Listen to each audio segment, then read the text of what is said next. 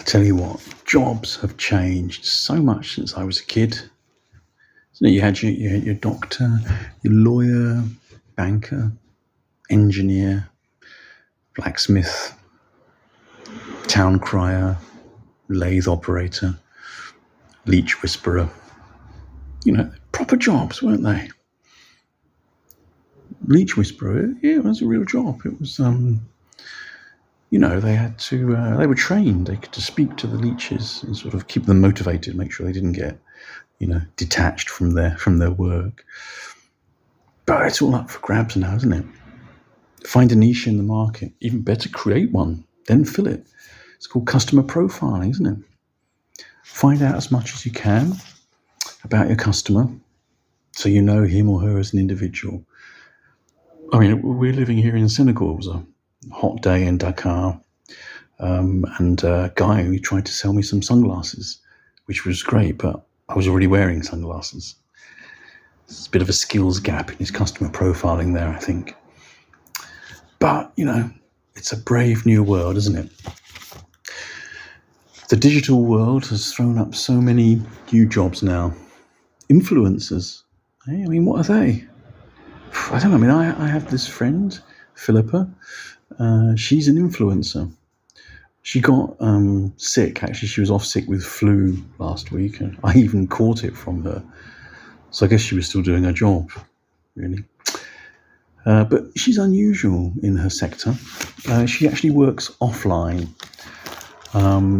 She goes around the town knocking on doors, and then when they open, she just stands there looking aspirational.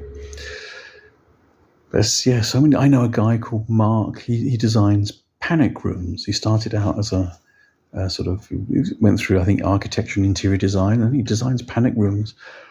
And he invited me to an exhibition. It's great. Once you were there, you didn't really want to leave.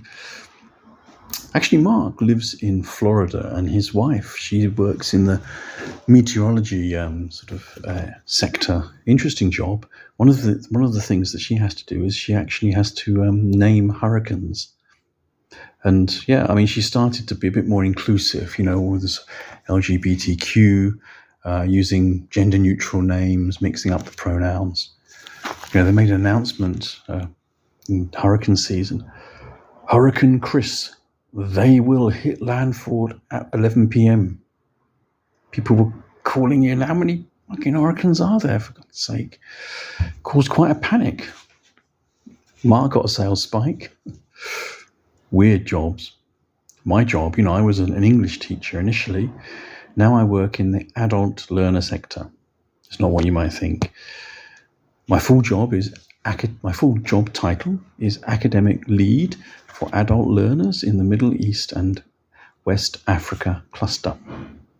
That's a bit of a mouthful, isn't it? My mate Will, he asked me, what do you actually do? Teach English mostly.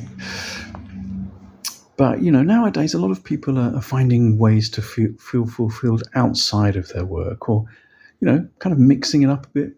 I have another mate, Peter, in England. He's a urologist and he's an amateur sculptor. I know. He actually uses frozen urine samples to make ephemeral art. I said to him, it must be so complicated. He said, no, not really. Piece of piss. My son is 12 years old. He wants to be a car designer or a chess grandmaster. Well, at least we know what those jobs are. There's a punchline in there somewhere.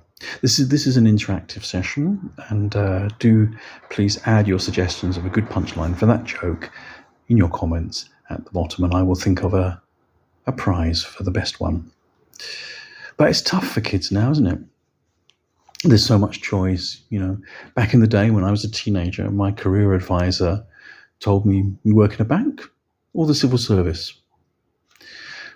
Now, careers advice is like a branch of therapy. There's pastoral care to help kids navigate through the maze of school, college, and eventually into the workplace.